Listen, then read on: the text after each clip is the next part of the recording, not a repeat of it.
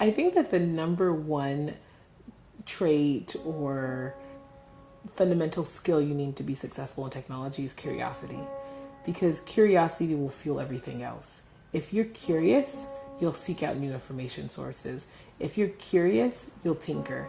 If you're curious, you'll find answers. You'll collaborate with others to find these answers. And on top of being curious, they're hungry. But when you combine curiosity with hunger, those people are literally unstoppable. My name is Grace Andrews, and I am a sales engineer, and I'm a storyteller. My path to being a sales engineer, working as a part of the customer success organization at my company, I think is definitely unusual.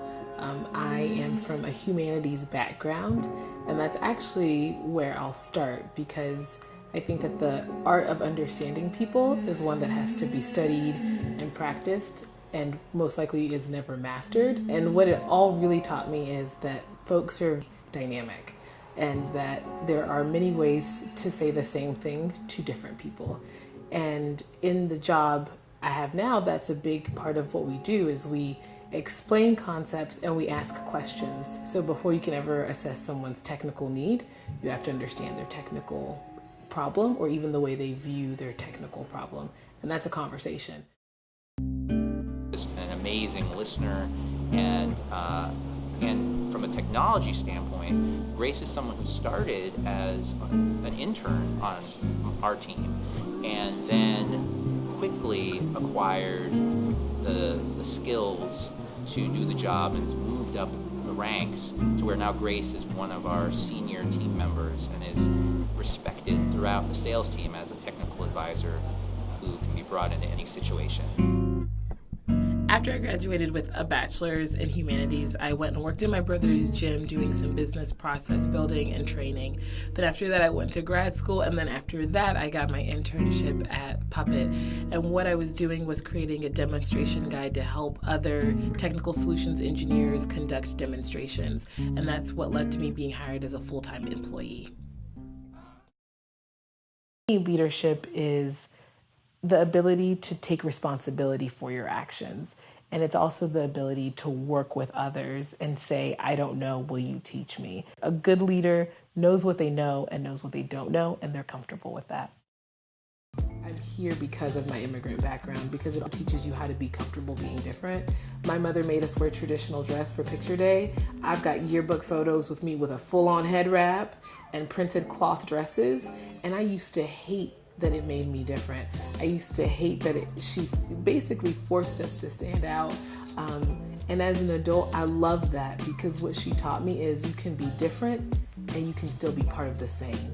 And so, it gave us a point to be proud of our heritage. There's a lot of people who can definitely identify with that. First generation college students, people who come from very low income backgrounds, and they have a family member or themselves make it. There's this sense that I don't just do this for me, I do this for we. My philosophy at this point in my life is, if you're gonna be different, be different.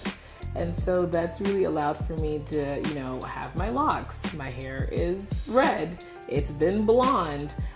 It's also been a very lovely shade of magenta. I wear what I call power lipsticks to work. And so those are my fashion choices, right? But they are deeply representative of who I am as a person.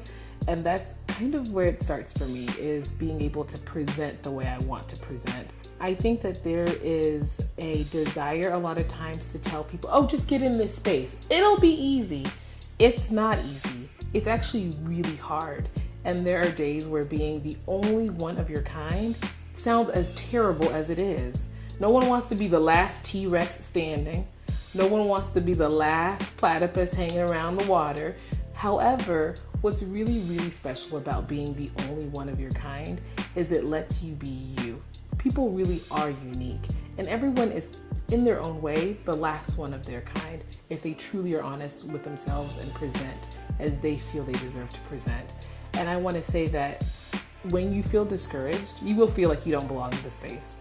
You will feel like you're not worthy enough to be in the space.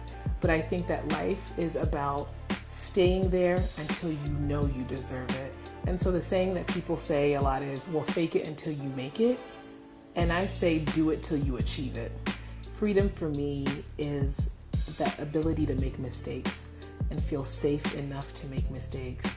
And I think that if you ask a lot of people if they feel free in their lives, they probably tell you yes. But if you ask them if they felt safe enough to mess up, they tell you no. A lot of our creative energy is spent polishing so that, as the only Black woman or as the only, maybe LGBTQ person, the thing you present is perfect. Instead of saying, these are my 10 ideas that I would like to present, this is my 1 or 2 perfect ideas. And I think that just really cuts down on having a chance to hear new and innovative ideas in the workplace. Feeling like you can make mistakes, that you can attempt, that you can try is how I think we